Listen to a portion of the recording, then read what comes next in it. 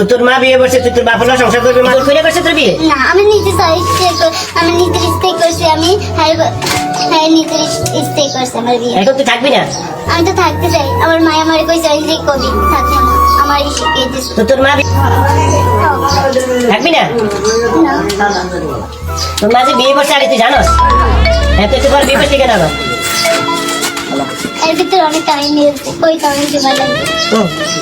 কি জোর কইরা করছে তোর বিয়ে? না, আমি নিজে আমি নিজের ইচ্ছে করছি, আমি হ্যাঁ নিজের ইচ্ছে করছি আমার বিয়ে। এখন তুই থাকবি না?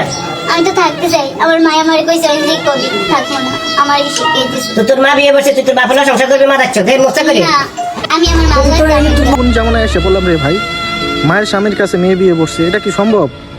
সে তো তার বাবা লাগে, তার বাবার কাছে মেয়ে কিভাবে বাবার সাথে সংসার করে ভাই?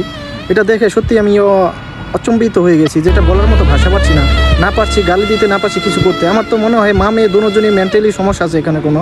দেখেন মেয়েটা কিন্তু সে তার বাবার সাথেই সংসার করতে চাচ্ছে, সে তার মার সাথে যাইতে চাচ্ছে না। আমি কি বলবো রে ভাই, আমার চোখ মুখ পুরো গরম হয়ে গেছে ভাই। আমি সামনে পেলে মেয়েটাকে আগে থাপড়াতাম। আমার তো মনে হয় যে মেয়েটা মানসিকভাবে মনে হয় কোনো অসুস্থ, না হলে কীভাবে বাবার কাছে সে বিয়ে বসতে পারে ভাই? আমি ভিডিওটা যখন দেখি, আমি দেখেই আমার মন মানসিকতা অন্যরকম হয়ে গেছে রে ভাই। আমার মনে হয় তাকে মানসিক হাসপাতালে চিকিৎসা দেওয়া দরকার, তাও যদি না হয় তাহলে এটা একটা কোনো ব্যবস্থা নেওয়া দরকার। আর যে বাপ, সে যে বিয়ে করেছে, ওকে কী করে দরকার?